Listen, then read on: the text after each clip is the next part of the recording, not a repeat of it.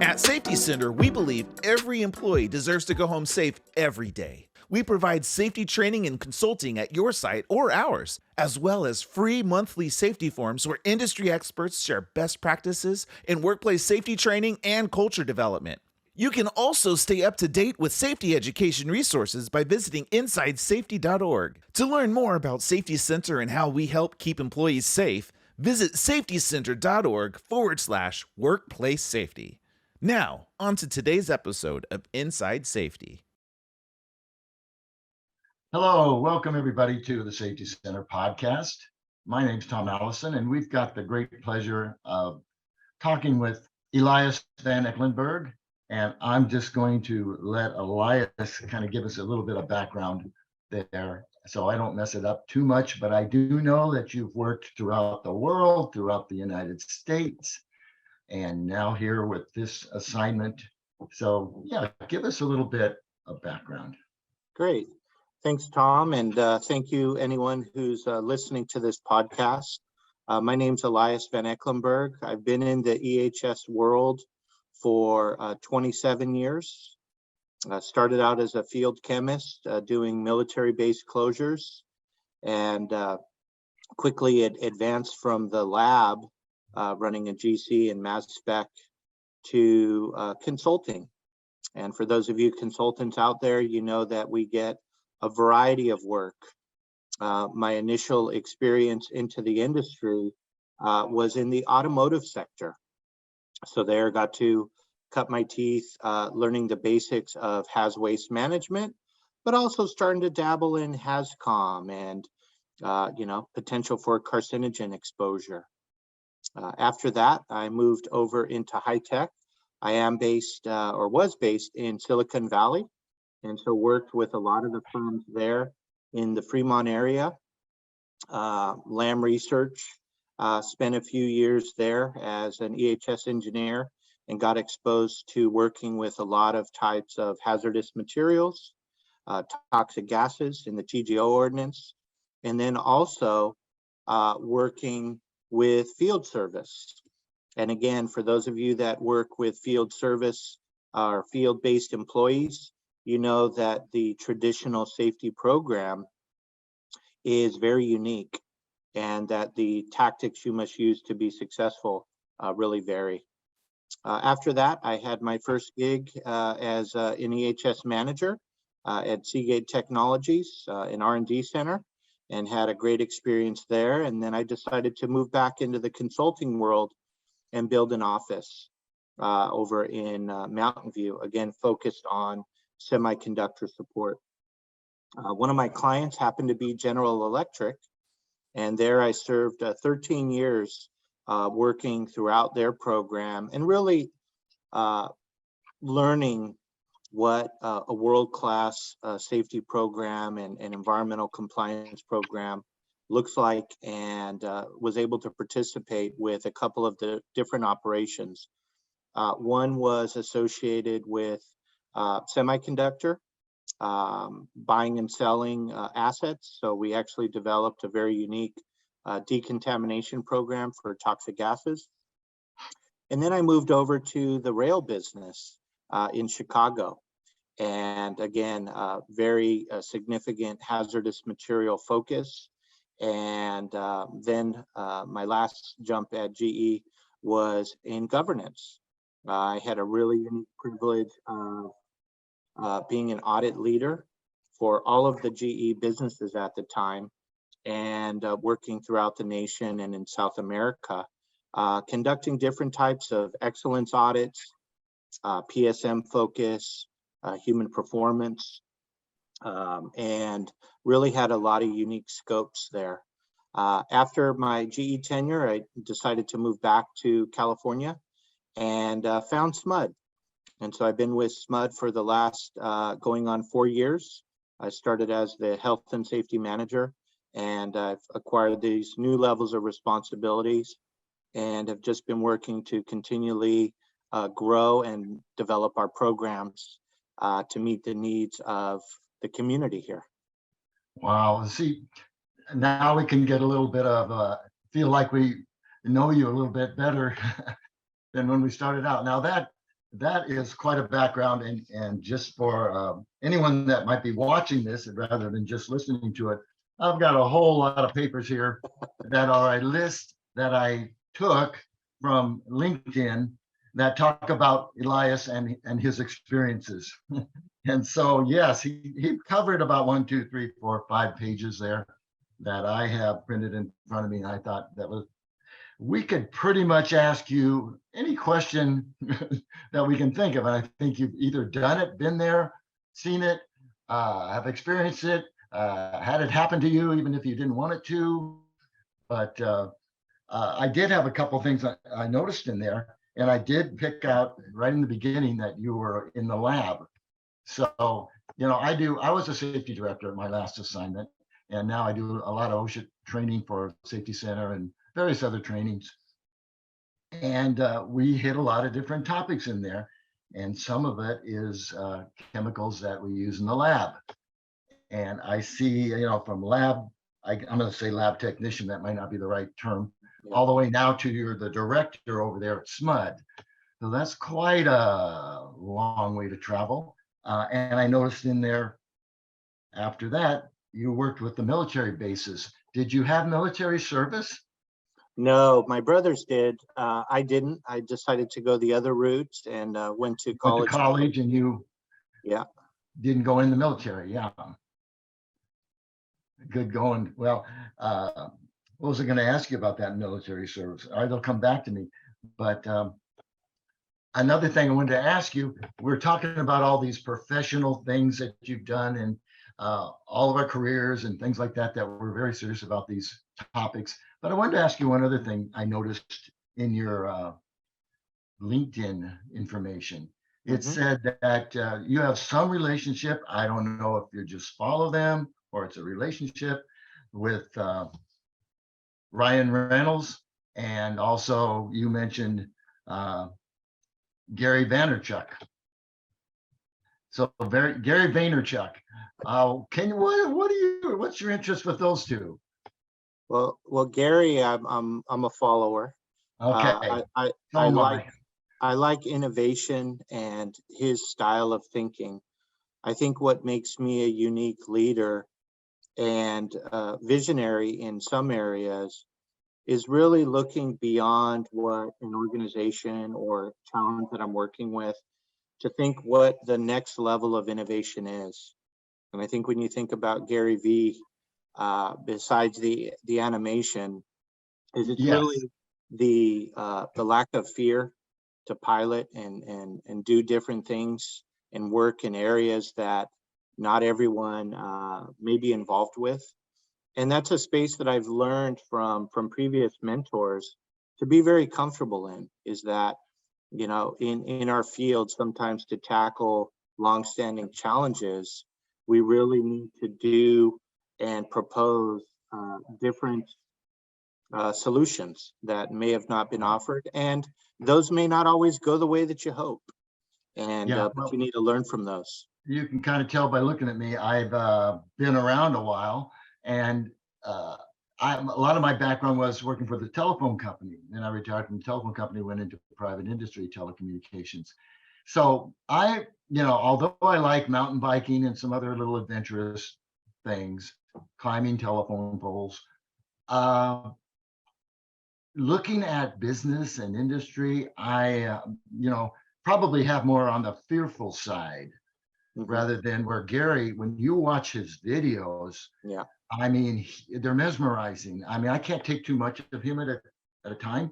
I just can't handle it. My brain can't handle it. Maybe other people can, but he'll go there. He'll go to places where, I would be too timid and I would worry about failing. And, especially like we're in utility work. So we have a lot of procedures and requirements on us that we can't be too creative sometimes. That's right. So how you can blend that together takes all kinds, right? Yeah. So I think in safety, though, keep that in mind, and to think out of the box in safety. They have that catchphrase now: safety differently. That's another one. But I thought it was interesting when I saw his name and your name together. and your demeanor and his demeanor, and how'd that go together? And then what about Ryan Reynolds? How's he fit in? Well, just I think like many folks, just a big movie fan. You know, It didn't have anything to do with his technology and his mobile company, or no. Okay. Yeah. That's cute. That's good. Well, one thing we were going to talk about today, we're going to ask you a little bit about from SMUD and your assignments is what can you expand on how you're using safety software, technology, digital technology, those types of subjects with your company there and your assignment as director? Yeah, Tom, that's a great question. So over the last couple of years, we've really been migrating and moving along our journey to our current goal, which is beyond zero. We have a belief that, you know, each day we want to ensure that we're having zero incidents, but our ultimate goal is to ensure that we have a robust system of safeguards, defenses, procedures, processes. Okay, I'm gonna stop you a little bit in between there, because you just said a couple very, very important things that you're used to them, but for us hearing that is really fantastic. You talked about in Beyond Zero, Yeah, and then the next statement in there, where you're a robust effort in there. Yeah, that is something I think we can all really look at, and look at ourselves and look at our own programs. And so I didn't mean to interrupt you, but I just want you to know that I really think that is those two things that you're talking about before you even get involved are huge topics there. yeah, and I think that's an interesting dynamic. I think, you know, among the safety profession, you know, we're all focused on metrics, both leading and lagging indicators. Yes. But I'm sure as the listeners will appreciate, our management, our business leaders may have different views in terms of what they feel are those key performance indicators or KPIs. And again, what I'm trying to socialize is that, yes, we have our overarching goal, but it's my belief that every day we don't have an incident, there's 1,000 things that we did right to make sure that that job was conducted safely. And what we need to focus on is our awareness and reinforcement of those safe behaviors, those actions. And so what we've rolled out is a new safety software technology. We're using a third-party software, and we're leveraging it to really expand and update the reach of our safety program. One of the challenges I had coming in is various aspects of the safety program were fragmented. A great example is, you know, in one IT instance, we do our incident investigations and log those. In another instance, we would have our inspections recorded. In a third instance, we'd have our safety data sheets. So really what we're doing with our safety management solution, we call it SMS, is bringing together all of the aspects of our program, leveraging the software solutions so that we have synergy across our program. So Tom, I'll provide you a couple of highlights of what we've rolled out over the last 2 years. It's been a very busy 2 years for the team and for our operations. But I'll just highlight a few, and then I'll break down a couple of some unique areas that we've expanded upon. All right, thank you. Are you passionate about workplace safety? Do you have valuable insights or tips that could help others stay safe on the job? If so, we want to talk with you. To be our guest on the Inside Safety podcast, simply email us at insidesafety@safetycenter.org. Together, we can make our workplaces safer and more productive for everyone. So don't wait. Email us today at insidesafety@safetycenter.org and let's get started. So I talked about SDS sheets. So we've uploaded all of our SDS sheets into this single accessible library. It's very similar to what your Google, search bar looks like. You can search up IPA. You can search up, your Kelly Moore paints, etc. And can we give back to you if a new product or a new chemical comes in that you don't know about? How does that fit into that? Yeah, so that actually ties to a chemical review process. So our CIH will review that product after we require the SDS sheet before it's even uploaded for employee use or before our procurement purchases. So that system is tagged in, but what's beneficial is that module also connects to our industrial hygiene module. Okay. So as we're doing different types of air monitoring, quantitative or qualitative assessments, we're able to link the two in addition to our safety risk assessment or JHAs, you may know them, your job hazard analysis. These three modules are linked together. So let's just say you have a painter that's using a paint that, again, something we're not using, but has a higher VOC content. And you have that SDS sheet available for that particular product.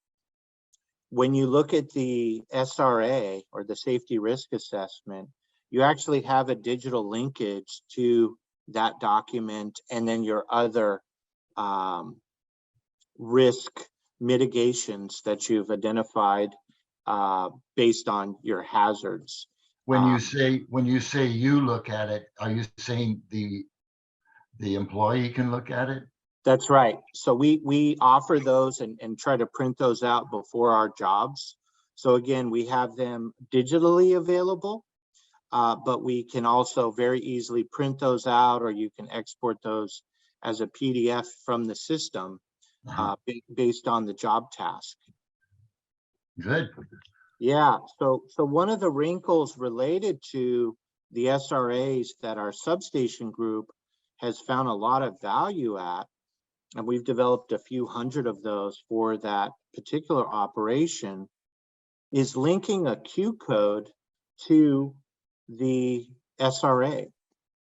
And so, in our digital age, and I'm speaking to the safety professionals listening to this, one of the challenges I've observed in our industry is that we're able to access amazing tools, but one of the challenges from the employee or the boots on the ground is where to get that information. And so what we found in particular with our SRA library, right? It's a big library. There's 200 plus line items and growing every month. Yeah. Is trying to steer the employee to the relevant information. Because the easier it is for them to get, right, the more likely they're going to be to use it. And so with each of our SRAs, we have a Q code library. So the employee could pick up their phone, their iPad, or their tough box laptop, take a picture of that, and it'll pop up to the applicable SRA for reference pre-job, or maybe there's an apprentice they're working with that. So real time use. You have the question right there. You can take it, access it, answer that right there without holding up the production. That's right. So that's and just keeping safe at the same time. But that's just one example. So related to our SMS software, something else that we've been able to integrate this use of Q codes or Q reader is with our safety suggestion process. Okay, that's So the way our system is set up through a mobile app, if you have an employee, a foreman, a frontline leader that either identifies a hazard in the field or has a safety suggestion or something that we're promoting, a good catch that we want to reinforce, they can take a picture of that Q code and it'll instantly pull up the drop-down menu for what's called our concern reporting module. And we're able to capture that information. And once it's submitted, it goes to the safety team to be processed. So we'll escalate it. We'll do a quick reply. We also baked in a flag in that reporting tool so that we know whether or not there's SIF potential. And so for those of you that don't use that acronym, we call it serious injury fatality potential. And so that's our severity scale. So we know that, hey, that concern or that suggestion has a SIF potential. We're going to jump on that and expedite that right away. Working in your high hazard industry there could be a little bit different than other industries where they may not be quite so higher on the scale, but yet exactly be able to interact with the employees on that. Yeah. The other area where we've leveraged this SMS tool is to digitize our inspections. So I'll give a common one, our vehicle inspections. So if you have people that are operating a company truck, what we've done is we've printed the Q code for that vehicle inspection, and we stuck that right on the dashboard. So the little black and white squares right there on the dashboard before they operate the vehicle, they can go ahead and take a picture of that. And again, back to ease of access of information, that'll pull up the correct inspection that they're supposed to be conducting. Same thing with a forklift.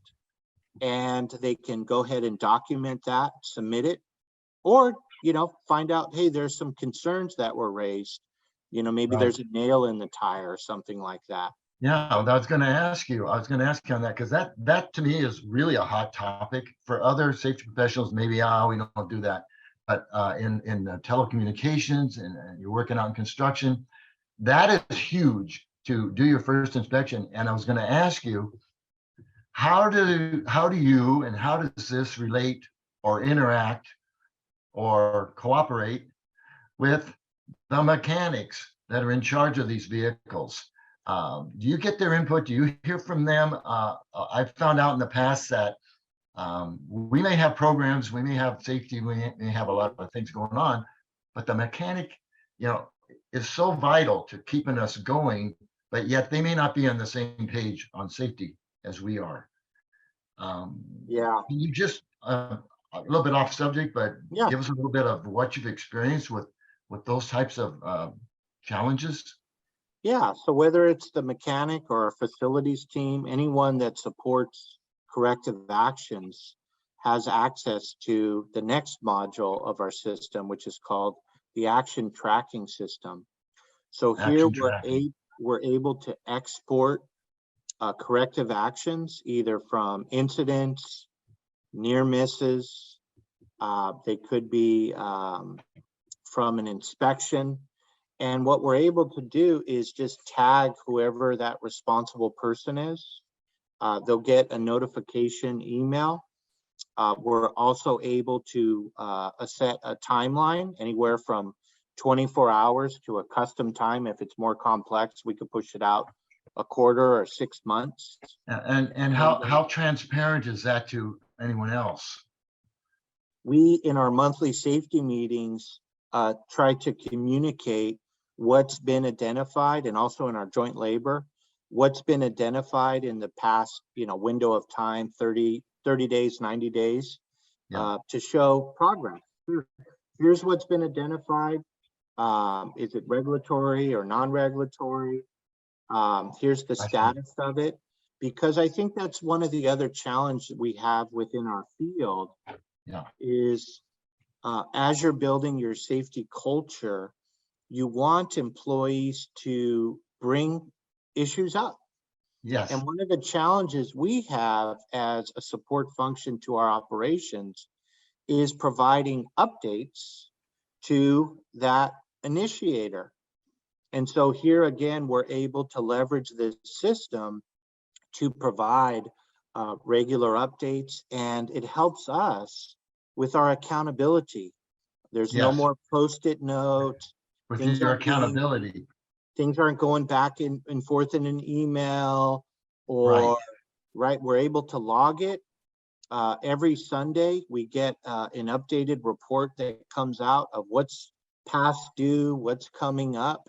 It has different timeframes on that, and then we're able to flag different levels of leadership all the way up to our CEO, so that we have the right level of visibility to outstanding corrective actions, or it may just be, a great improvement project that we're working on and we just logged it. I can see that this could be useful. It could flow. Just to stop a minute here, just because you have given us quite a lot of information just now. I know you're used to it. You're used to hearing it and doing it. And for us hearing this for the first time, with your safety management solutions, and then going on from there, I think I can just see uses for this so many places when I go to do my training, and the people not complain, but in normal conversation, you'll hear them talking about, well, that's how it goes here, or that's how that's what you're going to be used to here. And well, could we do, it's not my place to say, but as a trainer, but could we do things smoother? It could be so much easier. Very good. Well, I'll let you continue a little bit more, and I don't want to overwhelm our audience. And it's wonderful that you're giving us this. This could be a course. Yeah. The other aspect of our program is we have a very mature behavior-based safety program. It's been in place for many years. And what we've done in the past year is we've actually digitized that observation.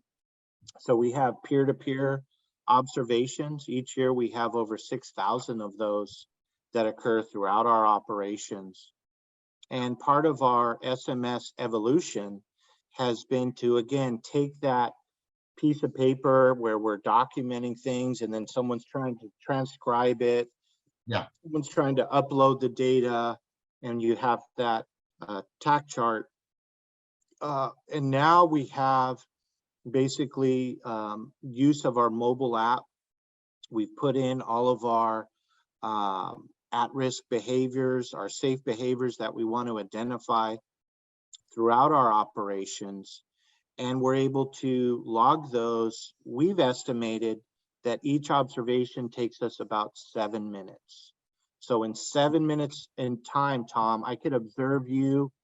Let's just say you were in your previous world working on that telephone line. I could come out, understand what your scope is, give an observation, give you some feedback about, hey, you're doing these 5 things, awesome. You're exhibiting those safe behaviors. And then, hey, Tom, there's these 2 areas. It looks like you're overreaching in your posture and you forgot part of your PPE. So we can log those. The other thing is related to this process, it's a no name, no blame. And so we really promote a learning culture. It's not associated. People can learn from those other mistakes without saying, oh, he did that all the time. Exactly. Or she did that all the time. Exactly. And you're saying you can do that in about 7 minutes and not bother the crew much longer. That's exactly right. That's exactly right. And then they also don't have to dread answering a bunch of questions that they may not feel comfortable. Because we're looking at observable behaviors in behavior-based safety. I mean, you're observing. You're just observing. That's what you're doing. You can't. That's right. Hide what you're doing. And then every month we're reporting out on what the frequency or our trends are for our top 3 at-risk behaviors and our top 3 safe behaviors. So depending on which department you're working in, you're going to get a different slice of that data that Yes. we have easy access to. So we've taken out that manual calculation. We're able to sort through it through our SMS. It'll push reports to us.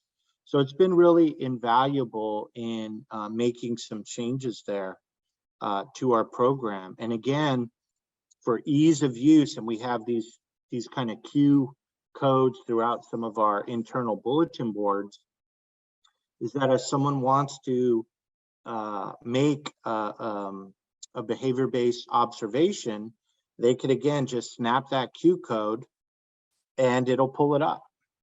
So it's we there have for them a lot on of the different spot. ones to use. Yeah.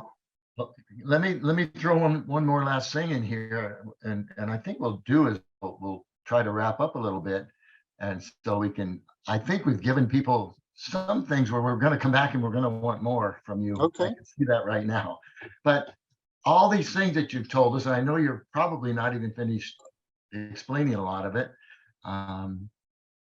You have to keep in mind. I see all this program and availability moving into, okay, so what kind of training do we need now? Mm-hmm. So that's a huge topic that we always want to, is a kind of a continuum. It never ends on the training, right? So can we integrate that with different training programs? Yeah. So on that respect, we've been very, I'll say, very modular and varied with the way that we've conducted training. Topic oriented. I'll break it down for you. So we know that in the adult learning model, people learn in a variety of different ways. Sure. People learn by doing. People learn by, having that kind of snapshots of kind of where to go, what to click. Some people learn by, doing it a couple times. They just learn by hearing and seeing. So what we've done is in our internet hub for this particular system, we have a variety of learning modules where we have recordings. We have what are called the job aids, which have the screenshots of kind of where to click to do those tasks. Mm-hmm. But we're also rolling this out to the frontline employee, and again to the foreman, to the different levels of leadership. And again, we're always available to, answer a quick question to help people work through. Mm-hmm. But what we found with this particular software is that it's very user friendly, and not all of them are. So this particular one is very user friendly, easy to use, a lot of drop down menus. Mm-hmm. And so it's not overly challenging, but like anything, right? You got to use it to be able to figure out how to use it, practice it, play with it. That's right. Tweak it. And I know people that are working in the field, especially in the utility industry, they're very used to doing things with their hands. Yes. So we're going to want to play with that. We're going to want to take it and try it and these kind of things to make it useful to us, to make it meaningful. Correct. Very, very nice. You've went over a lot of different topics there. You're explaining on safety software and how we can digitize a lot of this, make life smoother, simpler, sticky notes, forms, all those types of things to help out with.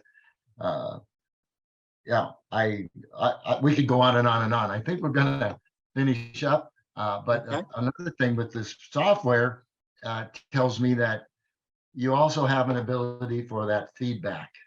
Correct. Feedback topic, whether it's personal feedback that sometimes I don't want to get that, or other times feedback just how systems working, how our job is working. To close on this topic, what can you give us for a closing thought on everything you've kind of, I've kind of putting it up on you a little bit, but Sure. finish that up. I think if you take a step back and look at technology, one of the questions you need to ask and understand within your operations is, what problem are you trying to solve? The examples that I provided were, for us, was trying to create a cohesive single point solution that really connected all critical aspects of our safety program within a single tool, and then each area. But you may find that there's a lot of individual apps that may work great for you. Maybe it's an inspection app that you could find even on the Apple Store, or something to help with incident investigations, or just to develop safety risk assessments.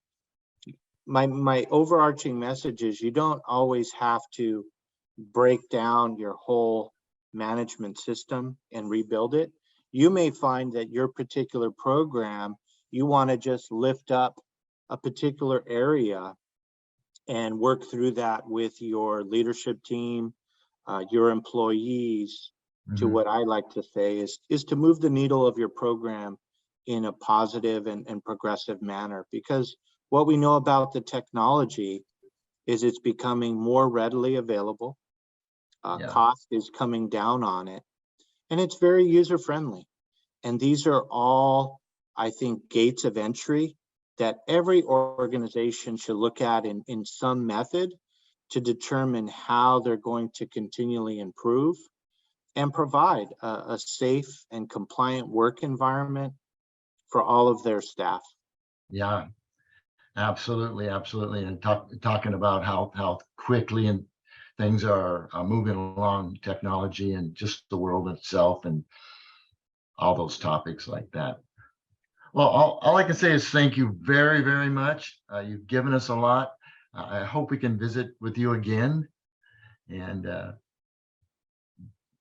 very interesting conversation today. I really appreciate it. Thank you from Safety Center. That'll finish us up for today. Thank you. Thanks, Tom. Thanks, everyone. Bye-bye.